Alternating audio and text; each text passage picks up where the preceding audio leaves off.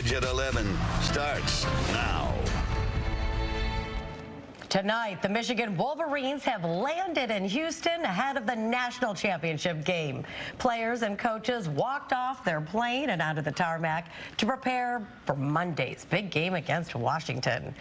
Michigan is looking for its first national title in more than 25 years. Good evening, everyone. I'm Taryn Asher. And I'm Jessica Dupnack. Ann Arbor is getting ready for what they hope to be a big party Monday night. Here's Fox 2's Dave Kinchin. At Ashley's on State Street in downtown Ann Arbor. Super excited. It's nice to see the team doing good. It's nice to see the students coming out to support them. The preps are in place for Monday night's Big Blue Storm, with scores expected to flood the joint and watch Michigan's quest for the National College Football Championship. We're staffed up. We got some extra people in the kitchen. We got some extra people out front. We're just expecting a extra busy game day. Manager Jackie says that's not all. We've got some reservations done. We have got the underground bar. We'll probably end up opening up if we get busy. And around the corner at the iconic Scorekeepers Bar, we're pretty much treating this like Ohio State week. Like, we're just all hands on deck. Even though it is a Monday, we're trying to bring in as many people as we can to work all day and probably all through the night if we win. Donald does door security and expects double the crowd size from what we saw last week when Michigan thumped Alabama in the Rose Bowl. I only see things getting out of hand if Michigan is losing. Other than that, we never really have problems with Michigan fans. It's usually the away fans that can be the problem. And Ann Arbor police have their safety plan in place. Probably going to see a lot more officers. We'll have officers on foot, officers in cars patrolling neighborhoods. Just kind of going to be where the people are and make sure that everyone's is safe and having a good time. And then there might be some parking restrictions, and that'll be very well marked near some of the more popular bars and restaurants. And as Ann Arbor readies for a potentially historic night, Coach Harbaugh and Team 144 are doing their own preps in Houston. Yeah, continuing preparations. As I said, we practiced this morning. A few things to clean up. Looking forward to we got meetings this evening and going to do a walkthrough. But we're in a good place and very excited to be here. And back here in Ann Arbor, police say they're going to be working closely with their partners at the Washtenaw County Sheriff's Department and State Police to make sure everyone's safe. We'll be down here to capture all the excitement Monday night. In Ann Arbor, Dave Kinchin on The Edge. Have not been lacking football around here. What we have been lacking this winter, snow. But it could change next few days. Yes, and Weather Authority Stephanie Mead joining us with a look ahead, but that's not going to cool down any of these fans that are ready for all these big games this weekend. No, and that's good. We are looking at a few snow showers. So this is actually out in Missouri. This is Chesterfield, and this is the same system we'll eventually see heading through the next 36 hours or so. Now, we're not anticipating a whole lot in terms of accumulation, but there will be a few snow showers around, so you might need to take that into consideration if you do have any plans to head down to maybe downtown Detroit to Ford Field on Sunday. Here's that snow right now, leading edge of that. Down near parts of, say, South Bend, South Haven, so southwestern parts of the state. This will continue to track to the north and east. It will fizzle out and break apart. There might be a few stray snow showers through the afternoon hours tomorrow. More widespread snow possibly late tomorrow evening and into early Sunday. I think that's when we see a good bulk of the steady scattered snow here across the state. Now, this is not going to give us anything impressive in terms of amounts. I do think anywhere between 1/4 of an inch to upwards of a 1/2 inch at most. 27 degrees tonight for an overnight low, partly to mostly cloudy skies. Daytime highs tomorrow top out in the upper 30s. With a mainly cloudy sky, we do manage to see a lot of dry time with snow showers arriving during the evening hours. The Lions game on Sunday, you might encounter a few flurries. For any tailgating plans, numbers too will be in the mid-30s, so a little chilly, so grab those layers and be sure to layer up if you're heading down to Ford Field early Sunday. Otherwise, this area of low pressure, this is our second system here. So we're going to see a couple of systems that will impact us over the next 10 days or so.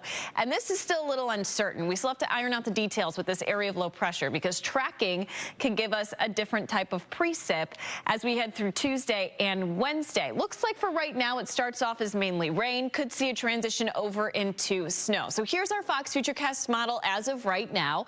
This area of low pressure will track just a little further south of the state. Notice here how it starts off as light snow, a light mix, and then we'll see it as widespread, potentially heavy rain. And then as this area of low pressure tracks eastbound, we could see a little bit of wraparound moisture with additional snow showers on Thursday. Otherwise, we're going to keep it as a rain-snow mix right now and get more details on that system over the next couple of days. Temps will be in the 40s through the day on Tuesday and then lower 30s through the end of next week. Justin, Taryn?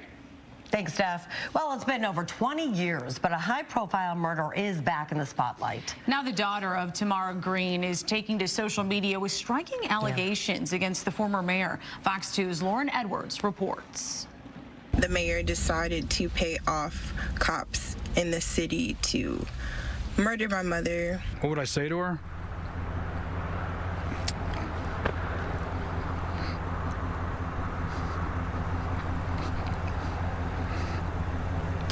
Tell her I'm sorry. Attorney Norman Yatuma at a loss of words of what to say, thinking about the unsolved murder of Tamara Green. Her daughter spoke openly about it on a viral TikTok video on Friday, which he watched. My mom ended up having an affair with the mayor of the city. I can't tell you I disagree with anything she said. You know, I didn't know her at the time. She was obviously a very young girl. 7 when her mom passed away. In 2003, Green, an exotic dancer, was shot and killed months after she performed at a rumored but never proven Manugan Mansion party. Former Mayor Kwame Kilpatrick was allegedly there. Do I think Kwame Kilpatrick hired police officers to kill her? No, I don't.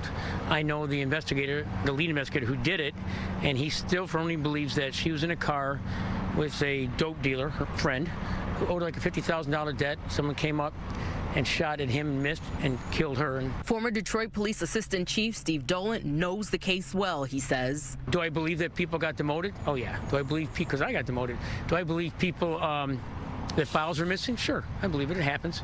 But do I think he hired police officers to kill her? No, I don't. The Detroit police say, quote, the investigation into Mrs. Green's homicide remains open. The Detroit Police Department's homicide unit will continue to investigate any tips and leads made available. Yatuma believes people should listen to what Ashley is saying. Everything she said is the gospel truth.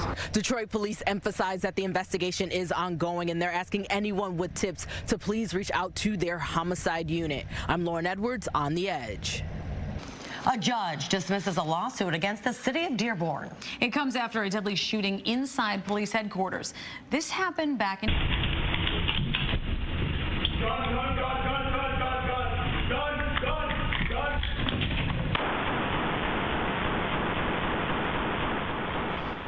This happened back in December of 2022. Ali Naji walked into the police station and tried to shoot an officer, but his gun jammed. An officer shot Naji several times, killing him. A judge noted there was a clear threat and that the officer's use of deadly force was not excessive.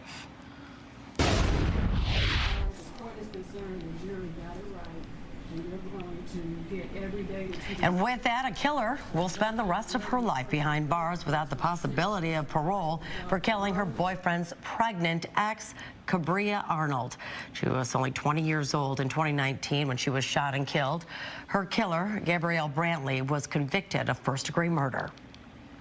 No punishment that you receive will ever compare to the pain and torture that you have inflicted upon us. There is no real justice, only incarceration for a sick individual monster.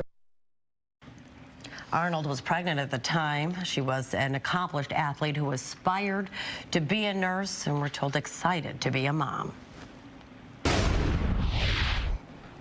A violent crash on Detroit's west side leaves 2 people dead. It happened around 2:30 this afternoon on Schaefer near Schoolcraft. Police say a car crossed the center line and crashed head-on into a minivan. Both drivers were killed. 2 passengers from the minivan, a woman and child, are hospitalized. The woman is in critical condition. Scary moments in northwest Detroit as a woman wakes up to her home in flames. Crews were called to Ferguson Street near 7 Mile around 11 this morning. Firefighters had to break a window out on the 2nd floor to rescue the woman. She was rushed to the hospital, though we're told her injuries are not life-threatening. Another resident of the home was at work when the fire broke out. She just woke up and the house was engulfed in smoke. And so the only thing she could do is try to get on out of there. I'm just don't have nowhere to really go right now, but I'm glad that my friend, she's okay. I'm glad she's okay. The cause of the fire still under investigation.